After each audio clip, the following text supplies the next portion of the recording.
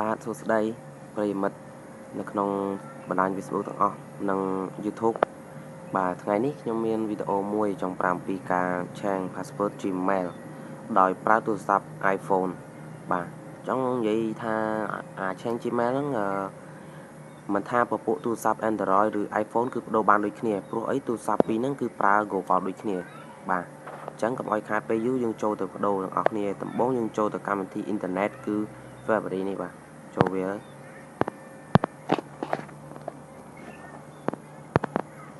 បាទចូលហើយយើងសរសេរដូចខ្ញុំសរសេរនេះ change password Gmail ចុច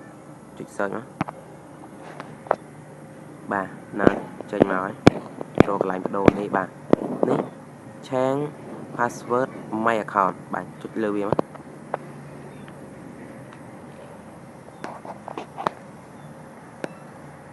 រងចាំបន្តិច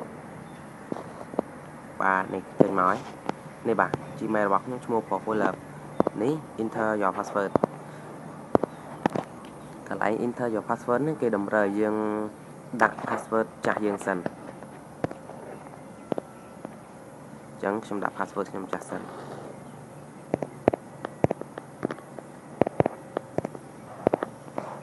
បាទតបឲ្យយើងចុច next បាទអាហ្នឹងឆាងនេះ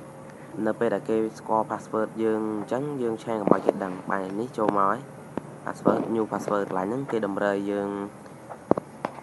ថាអាលេខមុនហ្នឹងគេស្គាល់ហើយឥឡូវយើងដាក់ password ថ្មីបាទឥឡូវយើងដាក់ password ថ្មី097812233បាទនេះបាទនេះលេខថ្មីរបស់ខ្ញុំអាក្រមនេះ confirm new password ហ្នឹងគឺដូចគ្នាដាក់លេខដូចគ្នាមិនត្រូវឲ្យដាក់ខុសគ្នាទេសូម្បីតែមួយលេខដាក់ដូចគ្នាទាំងអស់097812233បាទគឺយើងដាក់ដូចគ្នាមិនត្រូវឲ្យខុសគ្នាយើងចុច change password បាទសូមរងចាំបន្តិចដូចមានបញ្ហាអ្វីបាទអញ្ចឹងសូមបដូរលេខ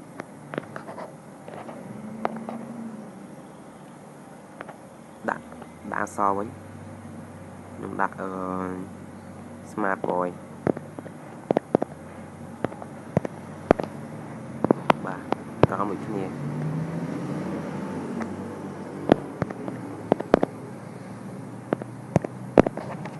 ឆាង password ហ្នឹងមិនថាជាលេខមិនឬអក្សរយើងអាចឆាងបានដូចគ្នាប៉ុន្តែ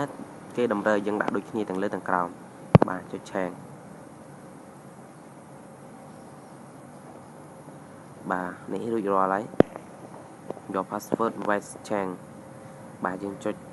get started ចុចវាទៅបាទប៉ុណ្ណឹងគឺបានហើយចុចលើ continue បាទនេះគឺរួចរាល់ជាស្រេចគឺប៉ុណ្ណឹងបាទហើយបើមិនតន់ច្បាស់ link ចូលទៅបដូរទេខ្ញុំបាទ save link ទុកនៅខាងក្រោម channel របស់ខ្ញុំសូមចុចលើ link ហ្នឹងទៅដើម្បីចូលទៅកន្លែងបដូរបាទហើយសូមជួយចុច like វីដេអូនិង subscribe វីដេអូខ្ញុំបាទម្នាក់មួយផងបាទសូមអរគុណសូមជម្រាបលា